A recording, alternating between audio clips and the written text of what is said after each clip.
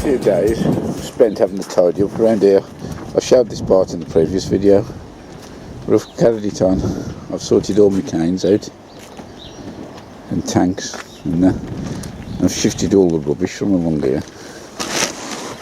There's still quite a lot of stuff going, but what I'll eventually do is, it's a raised bank at the moment which has restricted the size of the path, so I'll be raking those pebbles all the way down here. I'll have quite a wide path here which will make getting the barriers down much more easier. This up here is all rubbish ready to go, along with that up there, but unfortunately the tip's shut at the moment, so just had to hang fire with that. I'm going to pot on these seed onions now. You could actually leave them in these cells, but because they're going to be in here for quite a bit longer, I'd rather put them in fresh compost with a bit more food in.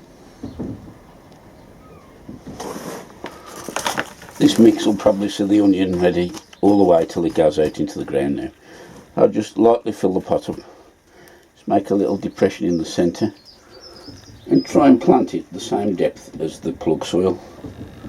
So there it is there, just pop it down level with the soil, just bring the soil around it, give it a little tap and then pop it in the water bath. I think there's around about 90 onions I've potted up altogether. They do look a bit floppy at the moment, but they'll pick up once they've bedded down. The main thing is to make sure that the soil is surrounding the roots and that they've given them a bit of water. Here we have some sweet peas now. These are around about 5 weeks from sowing and they're just coming up to the 3rd leaf. Now in order to get these to bush out when they're planted out, what you do is nip the top bud out and that will cause them to branch out from the stem.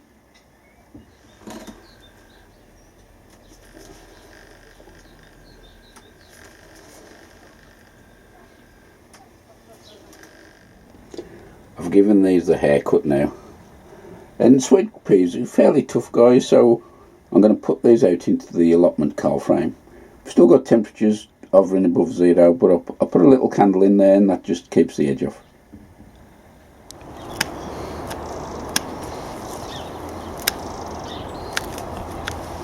It's nice to have a sit down on the job. I'm just doing the tidy up of these strawberries, ready for the season to start growing again. The weather's supposed to be turning next week. No rain I don't think, but it's going definitely cooler, so I thought I'd get this done now. When I put these beds away at the end of the autumn last year, I just covered them in black polythene and they got huge tufts of grass in there, but leaving them covered for 4 to 5 months, just fetch the covers off, you can see they won't take a lot of shifting.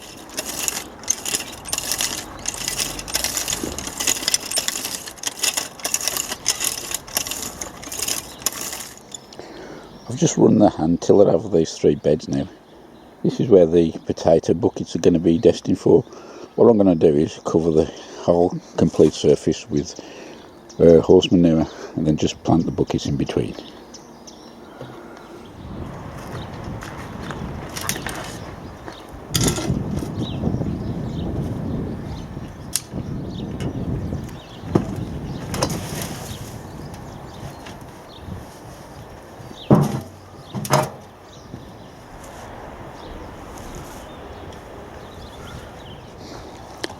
Barrel loads later, and I think it's about 2,400 yards. We have the beds finished.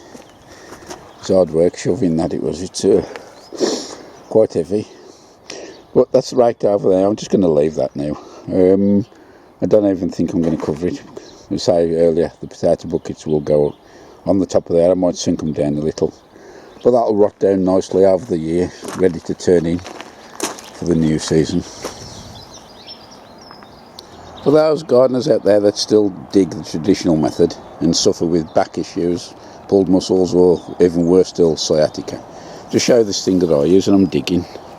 It's elasticated back support belt, and I must say when I use that when I'm digging I have no issues of aching backs later in the day.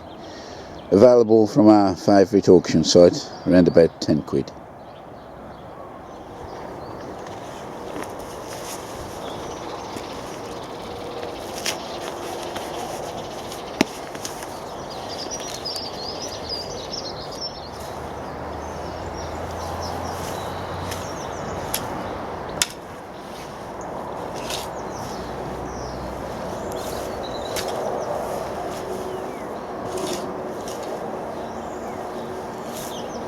I've turned these 3 beds over now.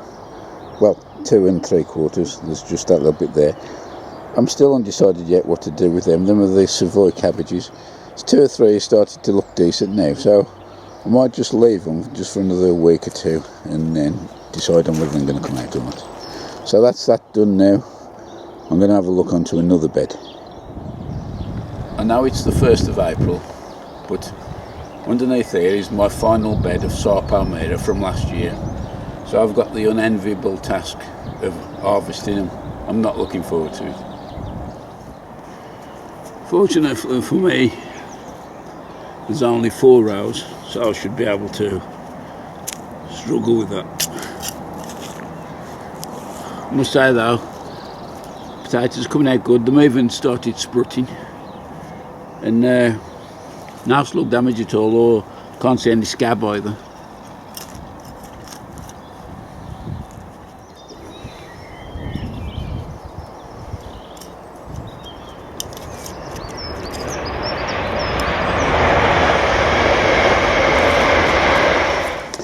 That's the first pass with the hand fork for the first row, and so I'm fairly happy with them.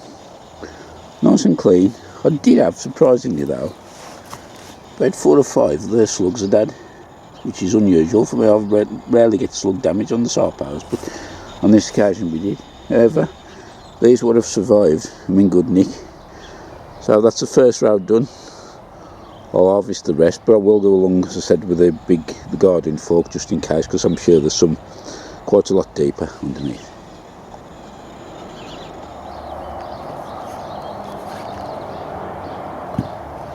I'm glad that's over. I said originally there was 4 rows, but I forgot it was main crop. There's only 3 in, but it's a decent size all. I've got a few casualties that I hit with the fork, and there's a few, surprisingly, where the slugs have got them. But the big highlight ones are these. These are monsters, but I think these might have a bit of scab on them, but that don't make no difference. We're still going to eat them. So it looks like we've finally managed. We're going to be self-sufficient for potatoes all the year round. I'm going to let these dry out now and give them a drying off. Probably rub them with a brush. I don't think I'll bother washing them, then just bag them up ready to eat. I think it's about time we started sowing the sunflowers. Now I've got a few left. These are my own seeds from last year that the mice kindly left for me. They devoured most of the others, but that's what's got left, so I'll be sowing these. I'm not sure if Nick's running the sunflower challenge this year, but if he is, this is going to be my entry. In the previous years I've done fairly well, so hopefully these will carry on the good work. I'm going to start the sowing off in these little peat pots. I find with these that they give them a good soaking, and it does keep the soil moist, which helps the seeds germinate better. I'm not a great fan of the peat pots though for potting on, because I find they don't actually degenerate quick enough, and I actually end up peeling the skin off. But as far as actually getting the seeds up to germination ready for potting on, these are ideal. This is just a normal fine seed and cutting compost I'm using. Filling the pots up right to the top. I've actually put the watering can over the soil to start with because it was a little bit dry. I've lightly filled the pots and tamped it down gently, and then just put 1 seed in each. Now, because sunflowers are flat seeds, I like to actually sow them on the side, just in case they do gather water and it causes them to rot. So I just put them on the edge into the pot, and then press it down to your first finger joint.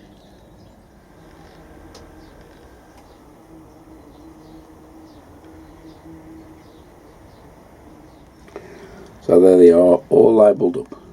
Those 12 peat pots fit nicely into a half seed tray, which makes it really easy for bottom watering later on. I'll be putting these into the greenhouse grow tent on the allotment greenhouse. Well, we're already into April and time's pressing on, so I thought about thinking, get some carrots sown, and as usual, my reliable favourite, sweet candle. Carrots can be sown direct in the ground in drills, but I prefer to sow mine in containers, and this there gives you better control over pests and also spacings. This here is a traditional tank that you'll get in roof spaces of houses, a small version, usually used as an overflow tank. This is always the first sowing I do my carrots in, because I can keep it in the greenhouse and give it a bit of extra heat. For the rest of the sowings for the year, I've got the full-size water tanks, 6 of them on the allotment, and I'll be doing the successional sowing in all of those. But first of all, we'll get this one sown. I've started coring some holes out, and these are a little closer than I normally do them when the tank's outside, but hopefully they'll be harvesting these a little bit earlier than normal, so the carrots won't be as big. This is just a lovely wooden dibber, and it's ideal for the boring the carrot holes in both size tanks. So I'll carry on doing these and I'll come back to you. I managed to get 30 holes put into the tank there. Just a word of warning, it's advisable to give the soil in here a light watering so it does bind the soil together when you create the holes and stops them collapsing. The medium to fill the holes, you want a nice seed and cutting compost.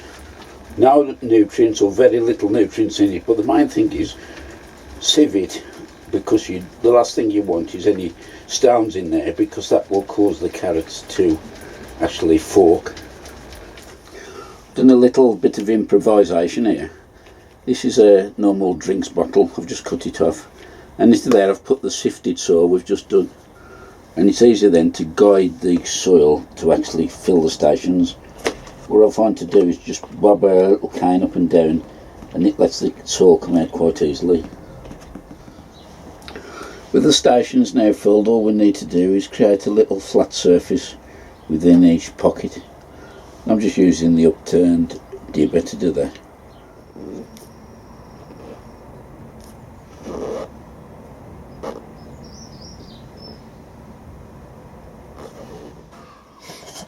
All that's left to do now is to just fill the holes in.